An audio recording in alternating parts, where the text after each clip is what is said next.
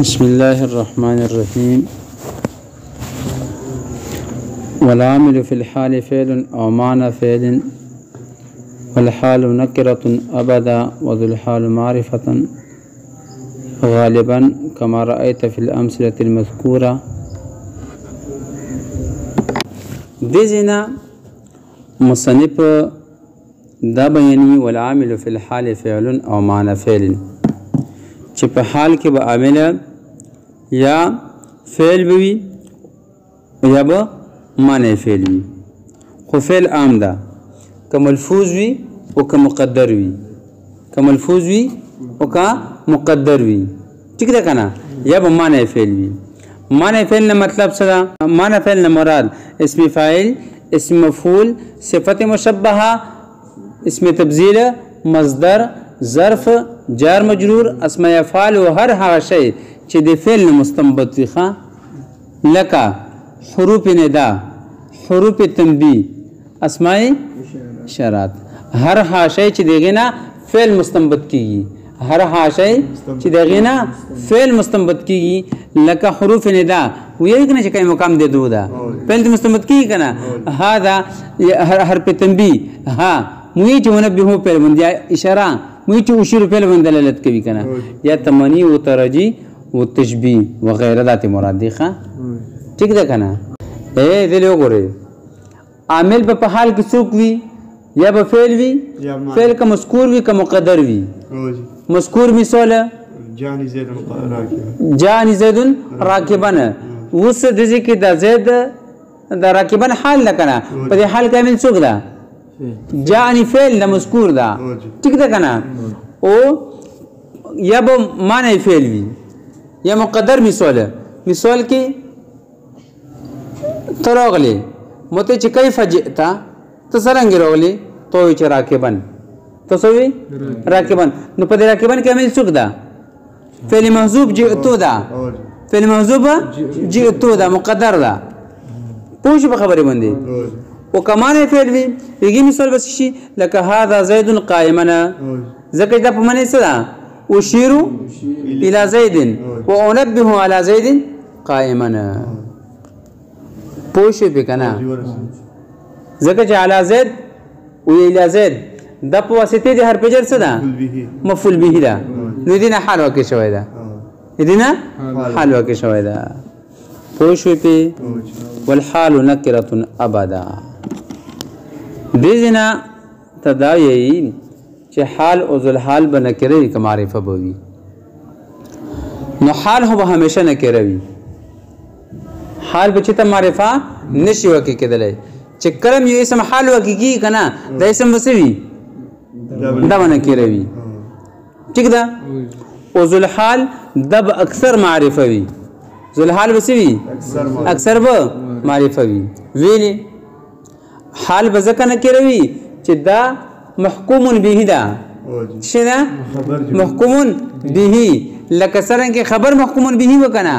نو خبر به نکره و، ٹھیک ده کنه. دغه رنګ حال دا به څه وي؟ محکوم به جوړیږي نو څه به وي؟ نکره به وي، ٹھیک ده کنه، ځکه چې دې په ځای څه لګي؟ حکم لګي، ٹھیک ده. او ذل حال به معرفه وي، ذل حال به څه وي؟ معرفه به وي. ویلې ځکه چې ذل حال دا محکوم علیه ده، څه ده؟ په دې باندې حکم لګي، او محکوم علیه دې پر دا چې د معرفه وي، ځکه چې حکم چې ته لګوي نو معین شي باندې به لګوي، په غیر معین شي باندې حکم نشي لګېدلی، پوه شئ. خو دا به اکثر وي، مطلب چې کله کله ذل حال نکره مرتلی شي، کله کله ذل حال نکره مرتلی شي، پوه شئ په خبرې باندې.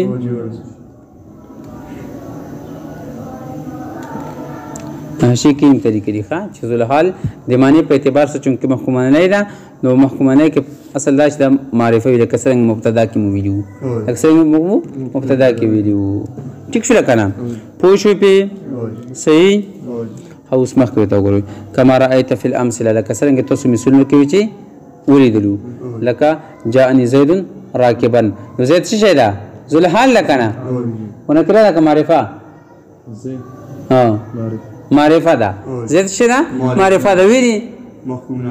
ځکه چې محکوم علیه دا او ذوالحال ده خو راکبنه د څه ده نکره ده حال ده او نکره ده پوه شئ داسې نور مثالونو کې تقریبا همدغه ده ښه فإن کان ذوالحال نکرة اوس ما ورته وویل چې کله کله به ذوالحال نکره مرتلی شي نو که چېرې ذوالحال نکره وي که نه نو حال په ذوالحال باندې مقدم کوله واجب دي ټیک ده که نه ویلې ځکه که مقدمې نه کړو نو د نسب په صورت کې به التباس راشي د څه سره صفت سره ټیک ده که نه دا حال ده او که صفت ده ټیک ده خو چې مقدمې کړو نو التباس به ختم شي ویلې ځکه چې صفت په موصوف باندې نشي مقدم کېدلی او حال په ذوالحال باندې مقدم کېدلی شي نو دلته مقدم شوله چې مقدم شو نو پته ولګي دا څه ده حال ده لکه رأیت راکبا رجلا پوه شوې که پوه نه شوې یا جاءني راکبا رجل دا مثال هم ده جاءني راکبا رجل پوه شوې نو ذهن ته خبر رسین چې نسب په صورت کې هم حال مقدم کړه په ذوالحال باندې مجبوره نه چې سیر وتله التباس وکړه نو رب په صورت کې التباس نه راتله ویلې مقدم کوي رب په صورت کې التباس نه روسي نو بیا ویلې مقدم کوي جواب دادا چې د متردن للباب مقدم کړه څه شی تردن للباب مقدم کړل پوه شئ چې په و صورت کې مو چې ذوالحال نه کړو حال مو مقدم کړه نو که چیرې التباس نرسي نو بیا به یې مقدم کوو چې د دواړو حکم یو شي چې دواړو حکم یو شي پوه شوې وګورئ ته فإن کان ذوالحال نکرة که چیرې ذوالحال نکره وي یجب تقدیم الحال علیه نو واجب دی تقدیم د حال په دې باندې نو جاءني راکبا رجل لئلا تلتبس بالصفه چې التباس ورن شي دي صفت فی حالت نسب د نسب حالت کې بمثل قولک لك تو په دې قول مطابق لك رأيت رجلا راکبا وقد تكون الحال جمله خبريه مصنف د دې عبارتنا دا بینوي چې حال به کله کله جمله مکی کیږي اصل خدا دا چې حال مفرد وي ځکه چې مضارع باندې قد داخل کړی دا ٹھیک ده کنه او تاسو ته مبارک ویلي چې مضارع باندې قد داخل شنو دی پیدا داوي چې کثیر الاستعمال دا حکم کثیر الاستعمال نه ده بلکې دا حکم قلیل الاستعمال ده کثیر الاستعمال حکم دا ده چې دا مفرد وي خو قلیل الاستعمال کله کله به دا جمله هم مکی کیږي کله کله به څه کیږي جمله مکی کیږي خو جمله کې مصنف دی ویلي چې جمله خبریه به کیږي جمله انشاء نشي وکی کېدلی ویلي ځکه چې جمله انشاء نه صله روسي نه صله وکی کېدلی شي او نه صفت وکی کېدلی شي نو حال به ما نشي وکی کېدلی حال به ما نشي وکی کېدلی پوه شو پې دې پورې ښه بله وجه څه ده چې حال په منزله د خبر او محکوم به ده او خبر او محکوم به دا انشاءات نشي رتللی جمله انشاء دا خبر او محکوم به نشي جوړېدلی او چونکې حال په حکم کې ده کنه نو حال به انشاء نشي وکی کېدلی پوه نه شئ پې اوس چې کله جمله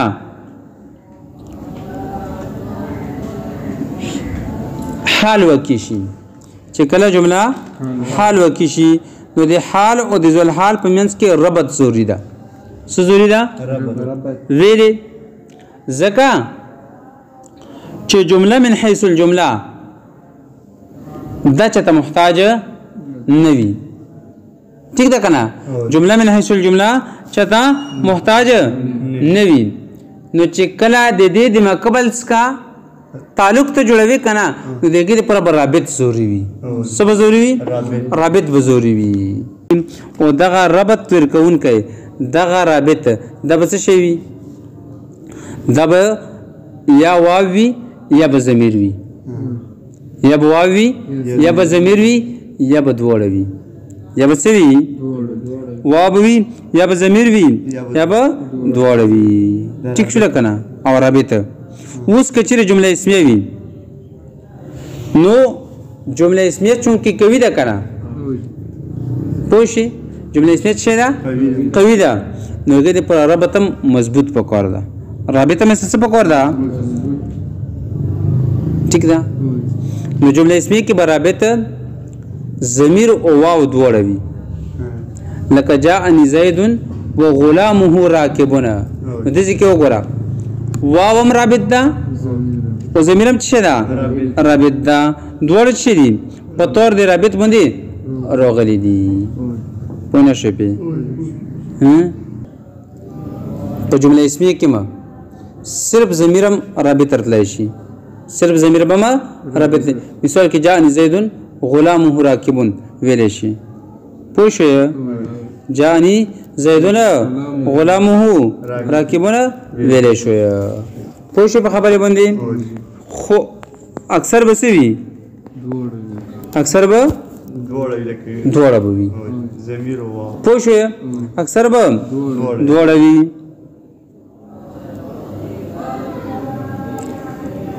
او کله به صرف واو رابط وي جمله اسمیه کې کله به صرف واو راکب وي رابط وي لکه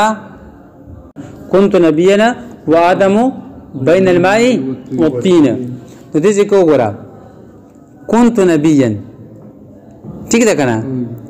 وآدم نو رابط په تور باندې صرف واو ورغلی ده او جمله اسمیه ده رابط په تور باندې صرف څه ورغلی ده واو ورغلی ده پوه نه شوم مړه پوه شوی په جمله چونکه مستقل به نفسها ده د دې وجنه چې جمله کله حال وکي شي نو د ذل حال او د حال په منځ کې رابط ضروری ده څه شی ضروری ده رابط ضروری ده ٹھیک ده کنه نو دا رابط څه شی دی واو او ضمیر ده واو او ضمیر ده ٹھیک ده کنه اوس کچره جمله اسمیه وي نو جمله اسمیه چونکه دا کوي ده ٹھیک ده کنه دې د وجې پر رابط هم څه پکور ده کوي پکور ده ٹھیک ده نو رابط دې کې به کله واو او ضمیر دواړه وي کله به څه وي واو او ضمیر دواړه به وي لکه مصنف په خپل مثال درکړی جاءني زیدون وغلامه راکبون نو دې کې واو او ضمیر دواړه دي پوه شوې که پوه نه شوې او کله به صرف واو وي لکه كنت نبينا وآدم بين الطين بين الماء والطين پوشي نو دې ځکه وګوره ادم مبتدا ده کړه پوشي بين الماء والطين نو په دې کې واو خنشت ضمیر خنشت کنه خو صرف رابط شي ده واو ده پوشي په کنه وکله رابط صرف ضمیر وي دې مثال كلمته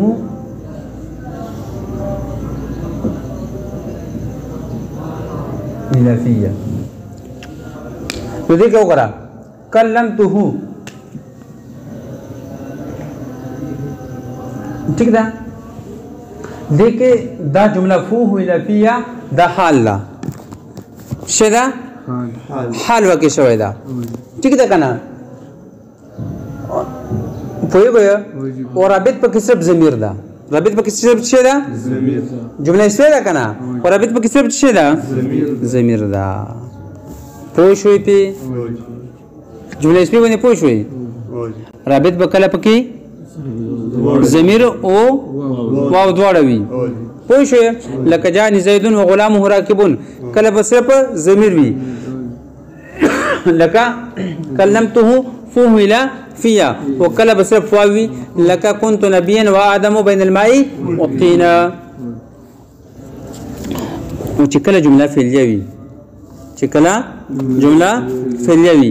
نو دا بیا مضارع یا به ماضی وي یا به څه وي مضارع وي یا به ماضی وي پوښین که مضارع وي نو رابط به پکې صرف څه وي ضمیر به وي رابط پکې ضمیر وي لکه جاءني زید ويركب غلامه ٹھیک ده کنه نو يركب غلامه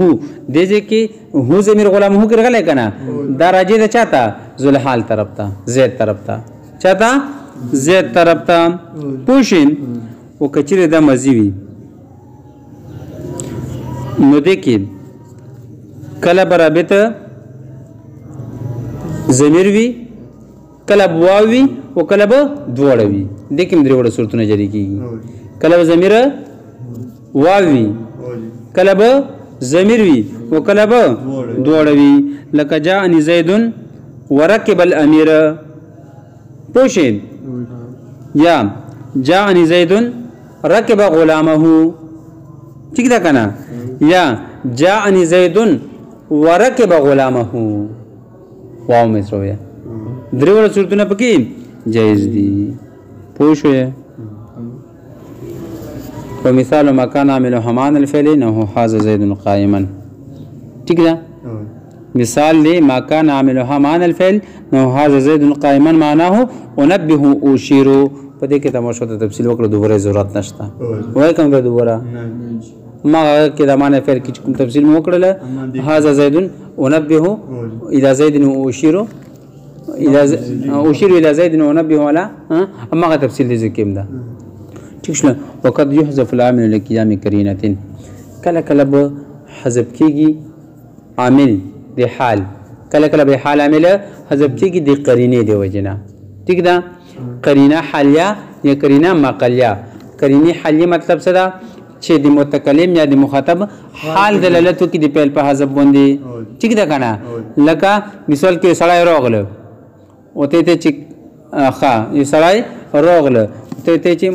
مسافر د غراغله ته چې سالمن غانمن نو په دې کې ترجو سالمن او غانمن دا ترجو سالمن او غانمن دا پوینه شوی به پوه شوی به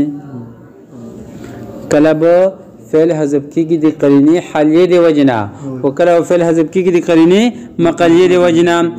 نو قرینه حالیه دی وجنا مسافر سفر نه واپس ارسی نو ته څه سالمن غانمن نو دا فصل کې څه ترجو سالمن غانمن نو دې نه ترجو فعل محذف کړی څه وجنا قرینه حالیه دی وجنا ځکه چې د مسافر ارتلو حاله واپس ورتل کنه نو دې مسافر د موفسی دا یو حال لکنه نو د حال دلالت وکړه په خبره باندې په دې باندې چې دې کې پهله محذوب ده پوښ کرب قرینه مقالیه دی وجنوي ٹھیک ده تک مثال کې تو تزوین چې کیف جئت تسرنګ روغلی